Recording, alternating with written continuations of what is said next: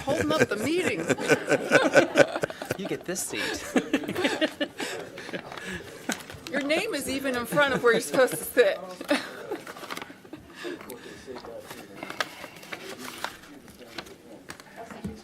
Have a seat.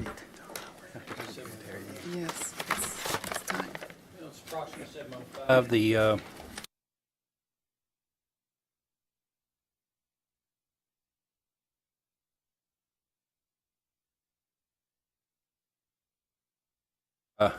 Jason Zachary, and it'll be followed by the Pledge of Allegiance. Do we have any scouts? I don't see any. Nope. Okay. All right, let's pray. Father God, we love you. Lord, thank you for today. Lord, thank you, God, even for the temperature and just the incredible day you've given us, Lord, the changing seasons, God, just a reminder of you and who you are and your goodness to us, Lord. God, thank you for an evening like tonight, Lord. Thank you for the opportunity to be a part of this evening. Drew is our new alderman for the town of Farragut, God, his heart to serve. God, the opportunity he has to represent the people of this community, Lord. I just pray for your blessing over these proceedings, Lord. Grant wisdom to the mayor and all the aldermen, Lord, as they make decisions that affect our town, Lord. What a responsibility they have, God. I just pray for your blessing over them, grant wisdom, discernment, and insight, Lord. Be with us tonight. Thank you for the opportunity we have to live in this beautiful area of our state. God, we love you. In your name, amen. Amen. I pledge allegiance to the flag of the United States of America and to the republic for which it stands, one nation, under God, indivisible, with liberty and justice for all.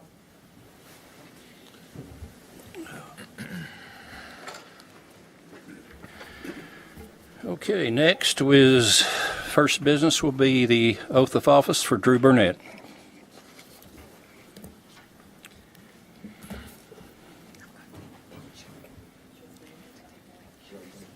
Green down, right? Leave it up for now. Yeah, for this.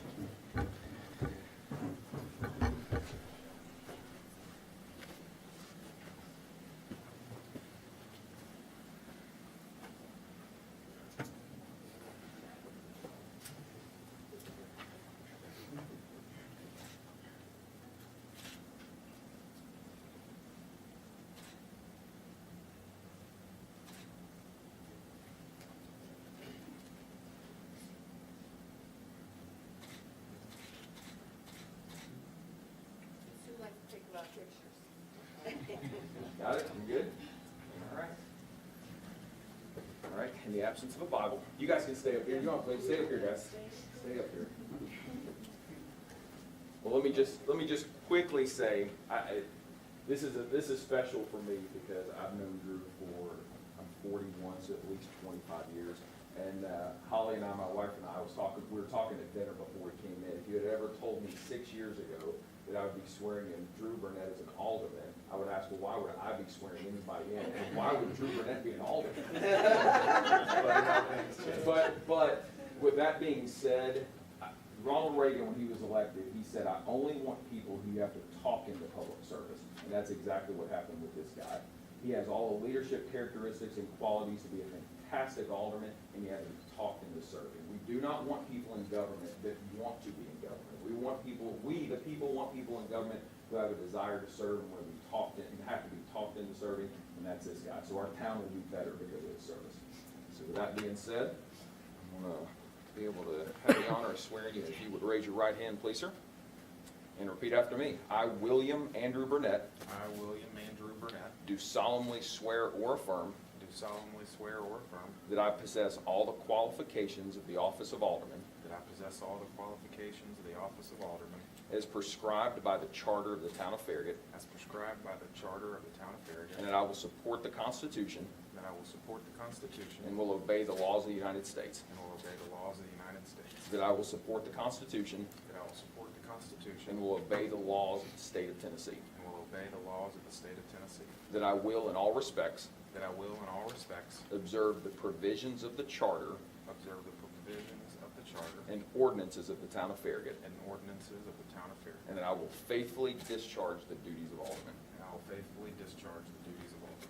Congratulations. Thank you.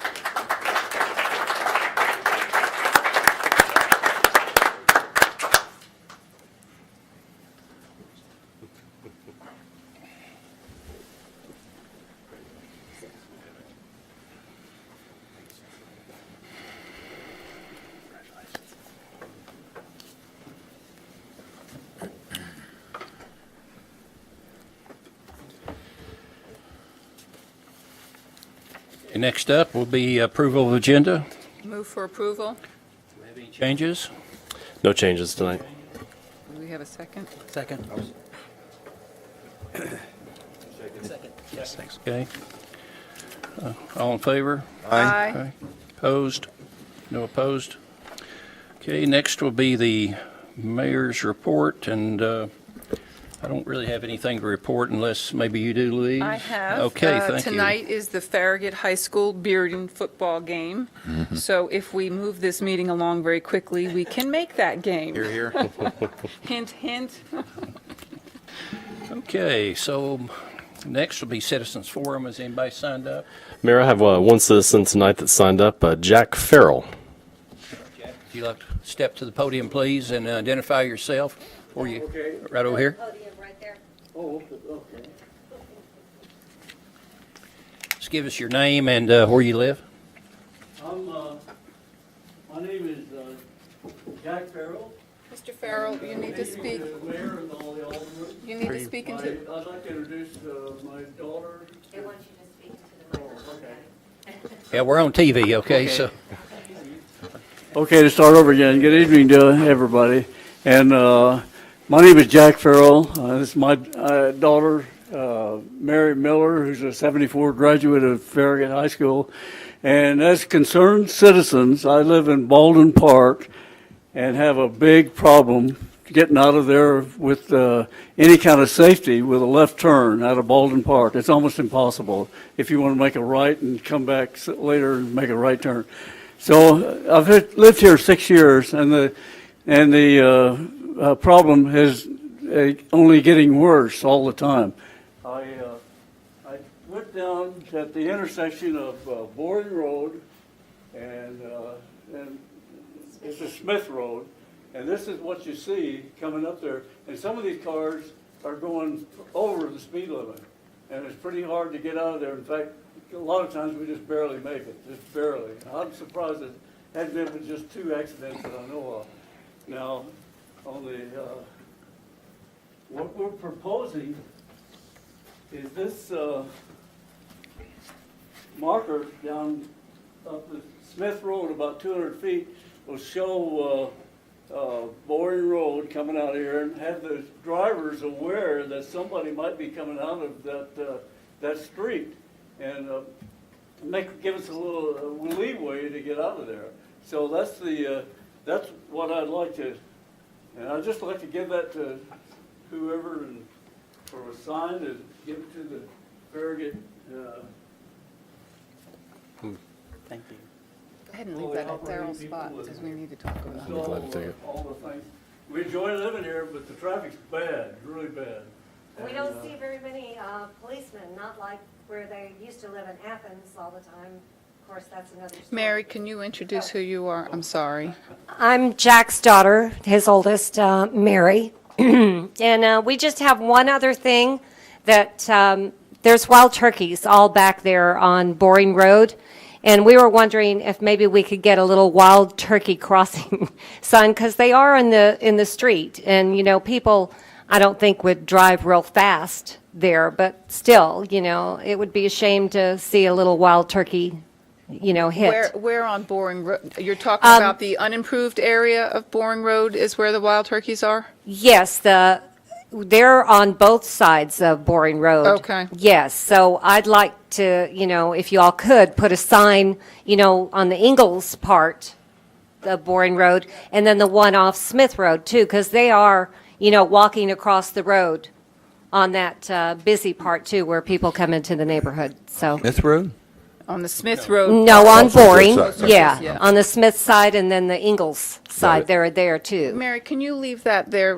We can talk about this with, our engineer is wonderful about making sure that our signs are appropriate signs. Mr. Farrell, you're not the first person who has complained about getting out of your neighborhood. Roseanne, who's on our planning commission, has said the same thing, and there is something we need to address. We have addressed it at Prestwick Place, they have a warning light when a car approaches so that people are aware. So I'm wondering if that's something that may need to be considered in that area. But I'll talk with Daryl tomorrow and address that with him and see what we can get. One more quick thing. We were wondering about the Ingalls Shopping Center where it used to be the old Ingalls. It's so awful, and, you know, they say there's drugs in there, and there's homeless people that are breaking in. And it used to be really bad where the Dollar General was, behind the Dollar General. You know, they have old couches out there and stuff, and they cleaned that up, but now it's starting to accumulate stuff again. All right. But we were wondering, I'd heard a rumor that Lowe's might be coming in there. And do you all know anything? And why is it just sitting there all in a, it's awful looking. I'll be happy to address that for the board. Thank you. Address that. We've been in contact with the property owner to clean the property up and get it stabilized. They're working on that currently. We have not seen any evidence of anybody living there or any kind of activity like that. I know the police do go by there from time to time, and if there's a concern, but we have not had anything like that come up. But Okay, well, in general, there's a they're little working on guy, the Joe, that property. works at Ingalls, and he used to be a forest ranger, and now he's just working, part-time, just, to have something to do. But he told Daddy the other day that, there was people that broke windows and were breaking in there, so he says, I don't know, what's going to happen with that, and so we thought we'd just ask y'all. Okay. Thank you. Thank you. And really appreciate your attendance to our problem that we have, and we really appreciate you. We appreciate Farragut too. Thank you. Do you want to grab your other bag there, Daddy? Okay. All right. I guess we'll go, if that's all right. Yeah. Thank you. Okay, next will be approval of the minutes. Approve? Any changes? That I know of. Okay. I have see, we need a vote. All those in favor, I'm sorry. Aye. Opposed? None. Motion is approved. Business items. Okay, start off with the approval of an appointment to the Board of Zoning Appeals and Tourism Advisory Committee. Mayor, we've got two committees tonight that we're going to work on trying to get filled for some positions that we have available. The first one is to the Board of Zoning Appeals. We have a committee position open on that. We have had one person apply to be on that. That is Jim Holliday. We also have the Tourism Visitor Advisory Committee that the Board of Mayor and Aldermen recently adopted those bylaws and charter for that committee. We spoke earlier at the workshop about the various committee members that had applied. This has a variety of positions, some at large, some lodging, attraction, restaurant, and retail. So I will go through the names that the board discussed at the workshop, and then we'll just need a motion in a second and any discussion that you have after that.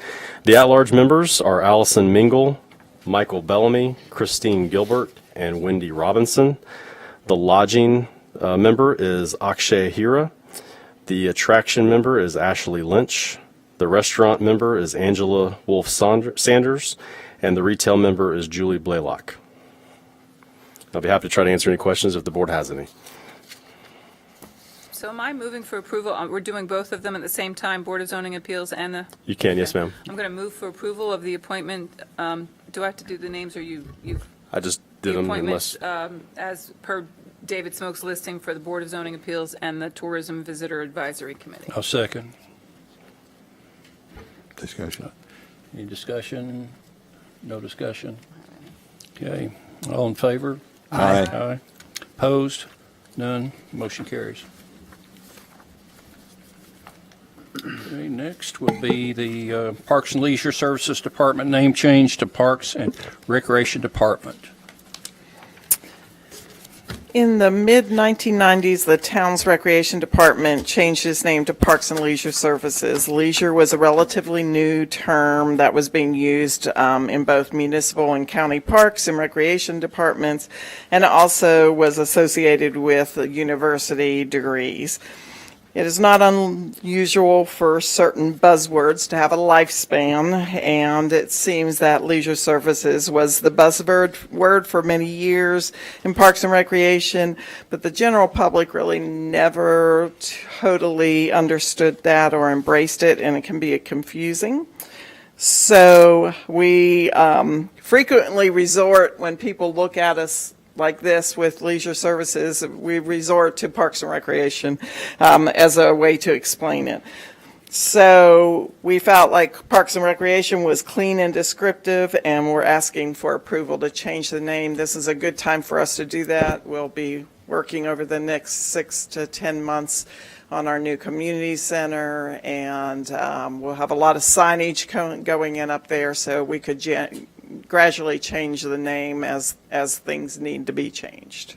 I'll move to approve a name change for the Parks and Leisure Services Department to the Parks and Recreation Department. Second. Okay. We have a motion and a second. Have a vote. Discussion.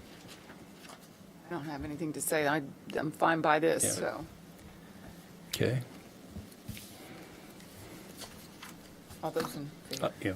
All those in favor, please. Aye. Aye. Opposed? Thank you. I'm sorry. Got to get to a football game.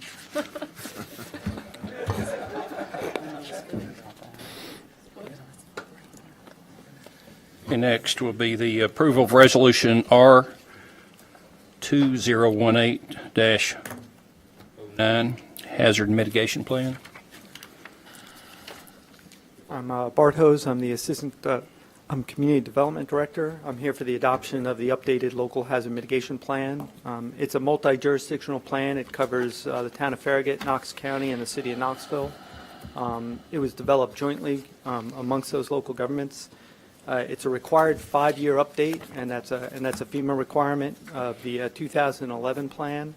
It's been approved by FEMA for local adoption, and that is part of the adoption process. Each local government must individually adopt the plan to be eligible for federal hazard mitigation grants. So far, Knox County and the city of Knoxville have both gone ahead and adopted the plan. The Planning Commission reviewed the plan and recommended its approval to the board at its July meeting.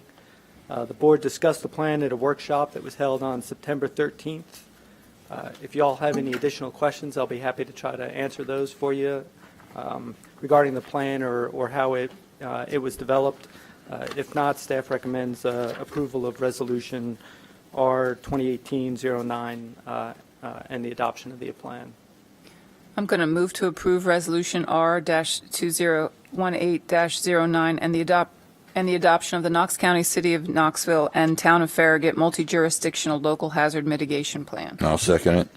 Okay, we have a motion and I'm sorry. I have one question. Bart, if this is a 5-year plan, I apologize.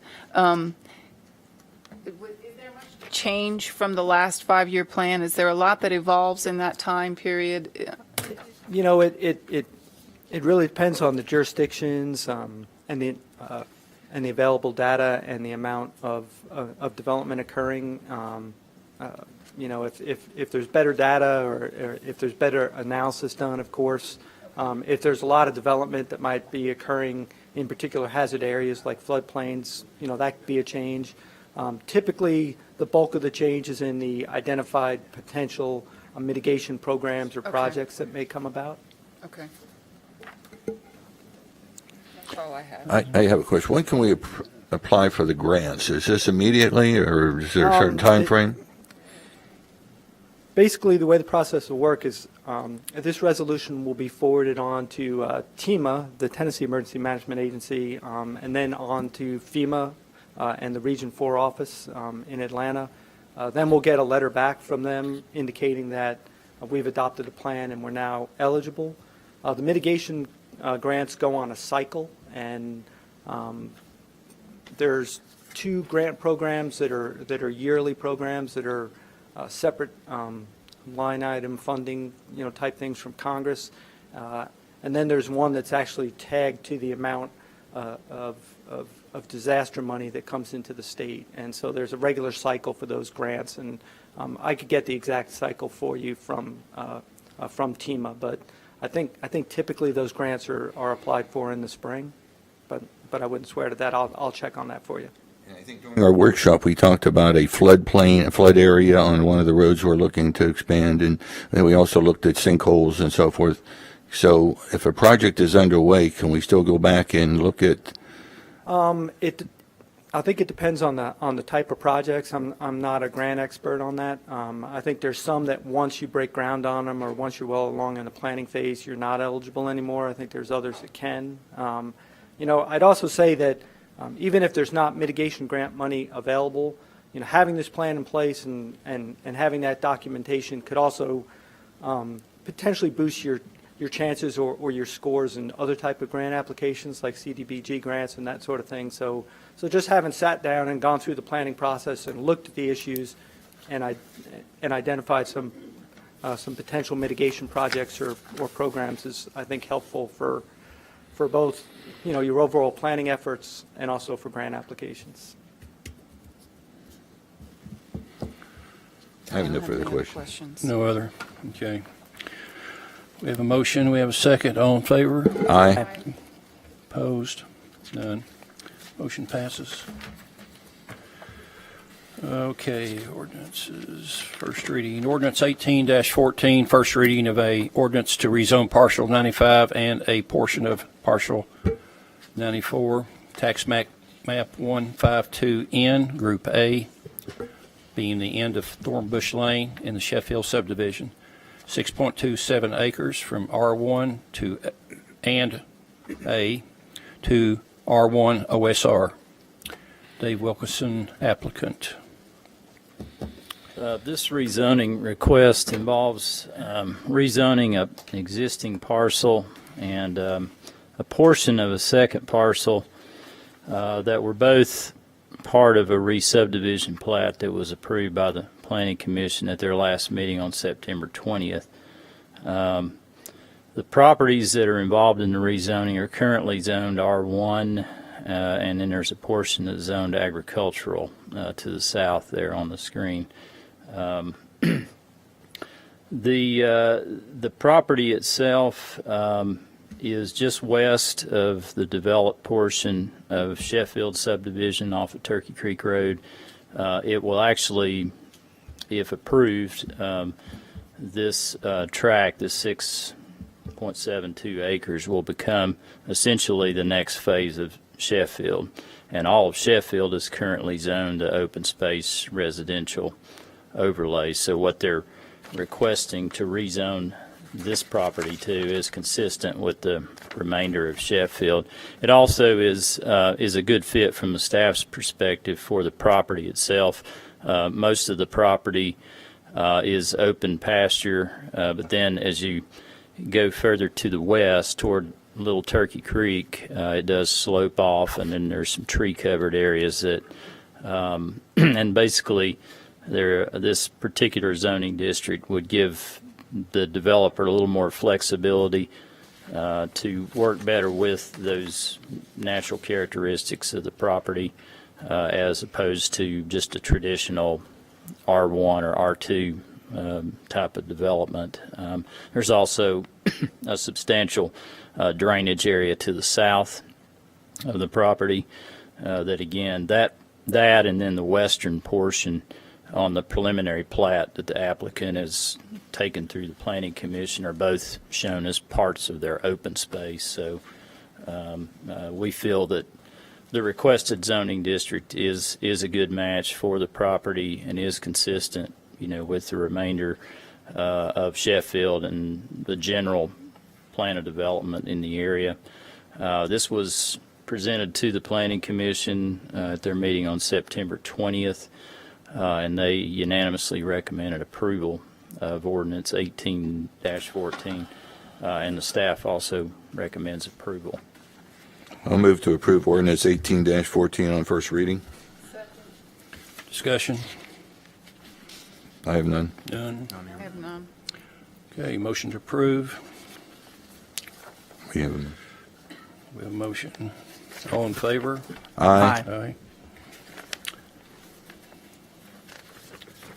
Okay. Ordinance 18-15, first reading of an ordinance to rezone a portion of parcel 94, tax map 152N, Group A, which is 3.61 acres from agriculture to R1. Dave Wilkerson, applicant. The rezoning request is involved with the previous rezoning request. It also was part of the re-subdivision plat that was approved by the Planning Commission last month, and it is the southern portion of what's left of the Galbraith property that fronts on Turkey Creek Road and Virtue Road. The property that is left after the remainder has been incorporated into the next phase of Sheffield to the north is only 3.61 acres. And in the agricultural zoning district, there's a minimum lot size of 5 acres. So we couldn't approve the subdivision plat, and the development to the north without doing something with the zoning of this tract, because it would be a substandard tract area based on the current zoning. So they're requesting to rezone it to R1, which is rural residential, and frankly it's a better fit for how the property is being used currently. It has a single family dwelling unit on it, and it's surrounded by predominantly single family residential.